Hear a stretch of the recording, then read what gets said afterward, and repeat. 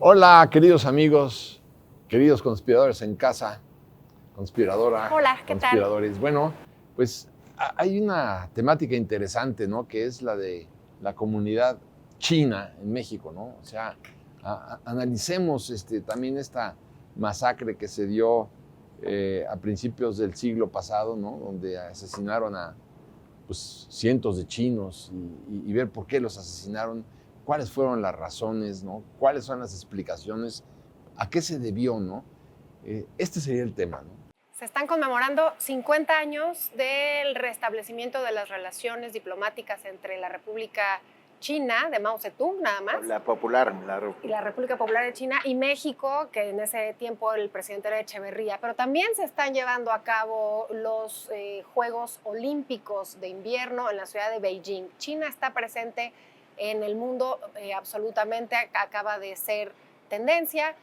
¿Por qué México tiene tanta influencia de los chinos? No nada más por esa nao de China que llegó durante 250 años a Puerto de Acapulco, que traía todo lo de Oriente, no nada más de China.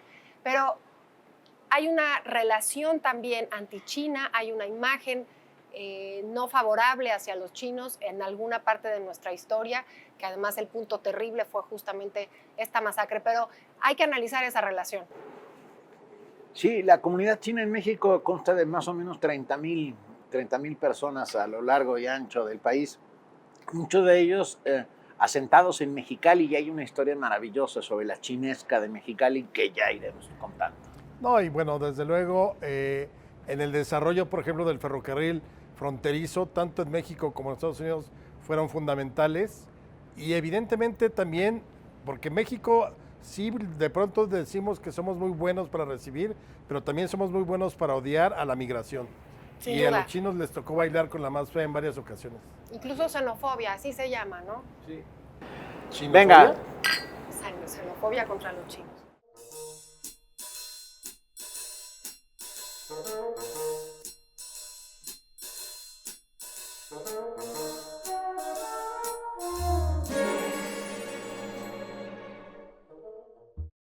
Bueno, es cierto, en realidad el gran comercio de México con Asia comienza cuando la nao de China llega al puerto de Acapulco y bueno, era el gran atractivo, no solamente para los acapulqueños, sino que se volcaba no medio país, pero mucha gente iba a ver lo que traía la nao de China, que también se llevaba pues, productos para allá, digo, y gracias también a que se descubre esta corriente maravillosa en el Océano Pacífico, que permitía que los barcos ya llegaran a las costas mexicanas, porque antes llegaban los barcos, sí, pero ya con puros cadáveres, antes de que se descubriera esta corriente tan importante del Océano Pacífico. Pero bueno, ahí empieza. También tenemos luego la China poblana, que la China poblana pues también es... Pero no era ni China ni poblana. Claro. El punto es ese. A ver, la nao de China no quiere decir que llegaban a los puertos chinos. A donde más llegaba la nao de China eran a los territorios españoles en ese lugar del mundo, que era prácticamente Manila. Manila, Filipinas. El galeón de Manila. El galeón de Manila. Entonces ya como para globalizar y decir, todo venía de China. Es más, primero llegaron los japoneses a la Nueva España a principios del siglo XVII, por ahí de 1609, 1612, con la embajada de Hasekura que venía de paso para llegar a Europa. Que venían algunos samuráis venían ahí. No, venían samuráis. Sí, claro, venían. Ahora, la fascinación que da todo lo chinesco, porque hasta tiene ese adjetivo. Que místico oriente. Místico, y además la seda y la porcelana, marfil, especias, todo lo que provenía, digamos, de Oriente, le llamamos aquí lo chinesco y nos encantó. Y realmente lo fundimos en esta cultura virreinal, en este sincretismo cultural, y está metido en nuestro ADN, digámoslo así. El problema con esta, yo planteaba en un principio, es esta idea antichino que se da a partir del siglo XIX, principios del siglo XX. La inmigración de los chinos a finales del XIX fue por cuestiones climáticas, por cuestiones de hambrunas, y llegan a los Estados Unidos también atraídos por por la fiebre del oro, ¿no? En 1850 a California. Después va a salir un sentimiento antichino en los Estados Unidos y van a prohibir su estancia allá y llegarán a México justamente, porque ya para 1880 había más de 100,000 chinos en la ciudad de San Francisco. Finalmente llegan al Porfiriato y serán esos jornaleros que además son austeros, trabajadores, ahorradores, y ahí empezará el problema con los trabajadores. Y solidarios entre ellos. Y empezará el problema con estos trabajadores mexicanos que estaban haciendo el ferrocarril o trabajaban, por ejemplo, en Mexicali, que tú decías, el río Colorado es el que baña el valle de Mexicali y se funda una de las compañías algodoneras más prósperas, que es lo que hace el boom, digamos, de estos jornaleros. Los chinos fundan Mexicali. Sí, y son estos mismos chinos los que construyen todas las vías férreas del sur de los Estados Unidos. Sin ellos no existiría, con jornadas laborales terribles, en condiciones de esclavitud, hasta que se decreta la ley de inmigración china y los mandan, muchos de ellos, hacia la frontera con México. Decían en aquel entonces, a principios del siglo XX, que un chino no moría nunca, que los chinos se pasaban el pasaporte unos a otros y que con el mismo pasaporte podía entraban y salían. Hay una historia maravillosa acerca de un chino que cruzó ilegalmente la frontera 7 veces en un día, entre otras muchas historias maravillosas. Fundan La Chinesca en Mexicali, paréntesis, en donde se come la mejor comida china en este país y en muchos otros países. Y ahí tengo que contar la anécdota. Se supone que bajo la ciudad de Mexicali existe una chinesca escondida hecha de túneles y de grandes bodegas, donde los chinos aprovecharon para, en el momento en que se decreta la ley antialcohol en los Estados Unidos, era por debajo de estos túneles en donde se mandaba alcohol hacia los Estados Unidos. Bueno, esa es una de las muchas También habría historias. que recordar uno de los procesos que detonó la migración china hacia los Estados Unidos, también hacia México, fue la guerra del opio. Esta guerra que gana Inglaterra, porque los chinos, el emperador chino ya no quería que siguiera la gente consumiendo opio, y entonces era el gran negocio de los ingleses, y estalla la guerra la ganan los ingleses y obligan a los chinos a seguir consumiendo porque les interesaba obviamente el mercado y el dinero. Y entonces ahí se produce ya una migración importante hacia América, precisamente a raíz de la guerra del opio. Ojo, pero no es una migración a México. Bueno, a México le toca de rebote, sí, porque Estados los corren sí. de Estados Unidos, sí. O cierran las fronteras, como también sucedió con la comunidad judía hacia los años 20, se cierra la frontera y principios del siglo XX, y mucha de esa comunidad es la que se viene a establecer aquí en la Ciudad de México, en Manzanares y cerca de la Merced, pero porque se cerraban cada cierto tiempo las fronteras, porque era demasiada la inmigración que llegaba a Estados Unidos y no podían darse abasto para todo. Pero en el caso de los chinos, como decía Isabel, ya hay registrados muchos fumaderos de opio hacia mediados de 1850. Acuérdense que la fiebre propiamente es de 1849. De ahí que el nombre oficial del equipo de fútbol de San Francisco sea los 49, porque hace remembranza a la época de oro. Y ahí llegaron muchos barcos chinos y de gente que contribuyó, pues que evidentemente ellos no se beneficiaron propiamente de extraer pepitas o encontrarlas en los ríos, sino más bien de este tipo como de negocios que se hacían en las ciudades que eran pues malolientes, no viejas, sino muy emergentes, que luego ya se convertían en las grandes ciudades, pero 50 años después. Claro, y además principalmente llegan a Baja California, Sinaloa y Sonora, y novedoso el sistema que ellos implementan en el comercio, porque además de que son ahorrativos, tienen costumbres como el pilón. El pilón lo traen los chinos de Estados Unidos, que ponen estas lavanderías también, eso no se utilizaba. No nada más llegan al norte, también se van a los estados como Quintana Roo, Campeche, también hay migración china ahí.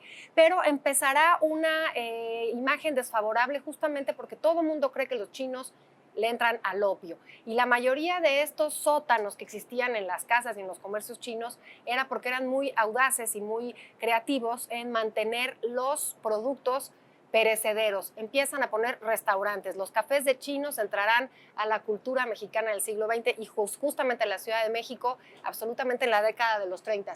Pero me estoy adelantando a un hecho que tú mencionabas, Paco. En 1911, la población en Torreón de chinos era de 606 personas aproximadamente, y con una campaña anti-chinos ya había ido increciendo, no se permitían los matrimonios entre mexicanos y chinos. Eso es xenofobia pura y absoluta. Poner un decreto, ¿por qué? Porque empezaron estos mitos, porque son cochinos, porque le entran al opio, verdaderamente cosas absurdas siglo XX, y que desencadenaron en un evento de la Revolución Mexicana. Los acusan a esta población china de haber apoyado a las fuerzas federales en contra de las fuerzas maderistas, y son asesinados mujeres, niños, hombres, 303 personas, la mitad de la población en esta matanza de Torreón en 1911. Pero también hay un ingrediente, ahí vas a decir algo. No, solamente una apostilla.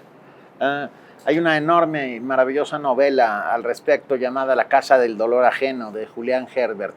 No se la pierdan. Cuenta este dramático tiempo y espacio que tocó a vivir con esta masacre de chinos de Torreón. Pero también hay otra. De nuestra querida Beatriz Rivas, Jamás Nadie, también habla de este hecho que no debe de olvidar la historia de México, la matanza de los chinos. ¿La conoces? Este es un gran libro, sí, porque nada más y nada menos lo escribió mi esposa, y entonces se lo recomiendo también muchísimo, porque sí sigue también en buena parte el trabajo de Herbert, y está muy documentado, y ahí explica qué fue lo que sucedió, ¿verdad?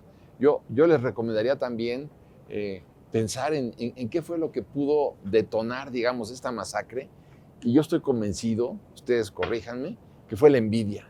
Sí, a la prosperidad. Los chinos eran ahorrativos, cuidadosos, solidarios. Austeros. El dinero que tenían lo usaban para la expansión de sus negocios, para la creación de más negocios, no dilapidaban, crecían con una gran rapidez, y esta riqueza china o estabilidad china o prosperidad china, yo creo que fue el origen de la masacre. Sí, acabemos con ellos porque envidia, se están quedando con todo, ¿no? El temor al otro, que eso es algo la xenofobia, claro. El temor al otro, a las costumbres del otro, a las prácticas del otro, todo eso que está dentro de nuestro ADN, lamentablemente, y que nos hace ser gregarios y dramáticamente violentos. Claro, pero aquí en este caso yo coincido totalmente con Isabel, xenofobia pura. Porque ya los chinos, es mucha clase media de chinos, no era los chinos que habían llegado al campo o que habían llegado a las vías férreas, sino ya era gente, había médicos, había profesionistas, gente de comercio, o sea, sí fue una cuestión más en términos de la envidia social que una cuestión de otra índole, ¿no? Porque luego siguieron conviviendo. Y bueno, recientemente se le ha ofrecido disculpas a la comunidad china. Creo que el presidente López Obrador lo hizo al principio del sexenio. Así fue, porque además es un episodio vergonzoso de nuestra historia, porque el gobierno dio permiso de odiar.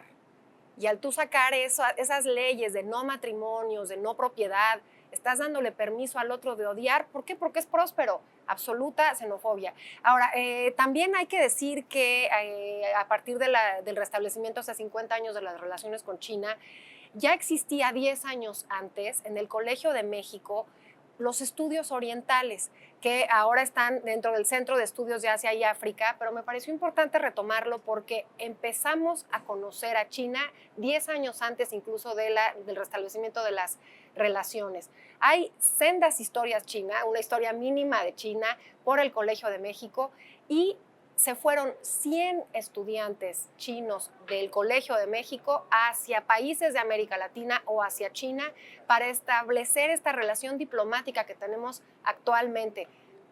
Y además aprender el idioma. A mí me parece esto muy rescatable, que queramos conocer a China, porque además creo que ya superamos la prueba y estamos perfectamente abiertos a lo que significa la cultura china en nuestro país. Dejen algo que tal vez ustedes no sepan, y no sé si mis amigos conspiradores seguramente sí, algo que es absolutamente mexicano, que nos identifica en todo el mundo, son las piñatas. ¿Están de acuerdo?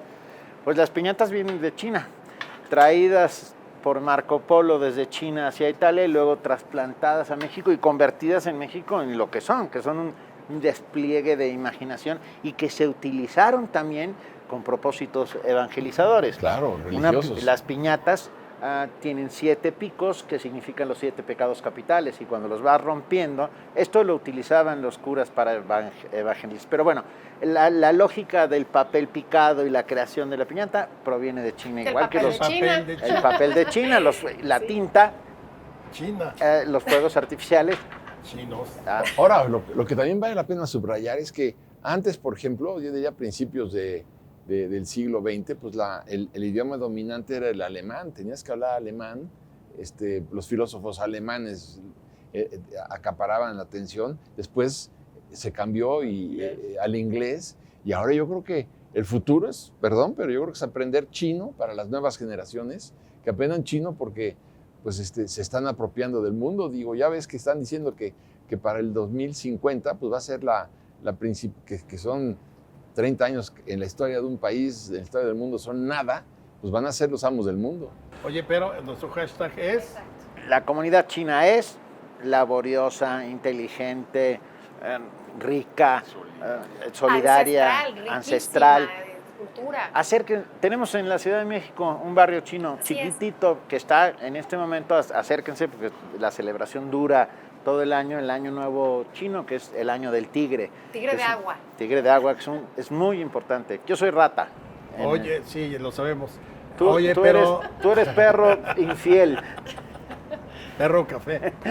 Perro café. Oye, pero fíjate que Vasconcelos decía que una de sus comidas favoritas era la comida china porque él tenía la sensación de que llevaba miles de años en preparación. Qué bonito. Qué bonito. Eso lo mencionó. Y además Hay por fin algo bueno que decir de Vasconcelos. Oye, esa riqueza gastronómica es cultural porque esta urbanidad, más bien la urbe, la Ciudad de México en los 30 que empieza esta parte... pues ya no rural, sino de hacerse, toda la gente venir, la gente llegaba a los cafés de chinos a buscar como hospitalidad, una especie de hostales en Europa, se convierten los cafés de chino en la Ciudad de México. Y en este libro hay muchas historias de esos inmigrantes que llegaban a comer a los cafés de chinos, a restaurarse Porque son muy baratos. Porque son muy baratos. Y porque son muy ricos. Y además hay comida mexicana y china ya fusionada. Y no solo eso, los biscuits chinos, que no son chinos, que los biscuits provienen de Inglaterra, acaban convirtiéndose en un pan chino para la gente. De un sabor peculiar, ¿no? Peculiar, pero porque rico. No es el que tú te comes con el... Son más saladitos. El biscuit, los biscuits de Álvaro Obregón, ¿no? Sí. O sea, pero también, fíjate, también se decía que los asiáticos llegan a América, estoy hablando de hace miles de años, a través del estrecho de Bering. Y entonces también aquí hay una huella muy importante asiática en nuestro comportamiento. Nuestros rasgos, ¿Sí? En el sureste del país tenemos rasgos que inevitablemente son orientales. ¿Tú eres del sureste del país? Yo soy de poquito más. Dices, tenemos. ¿Tienen los del sureste? Oye, sin miedo.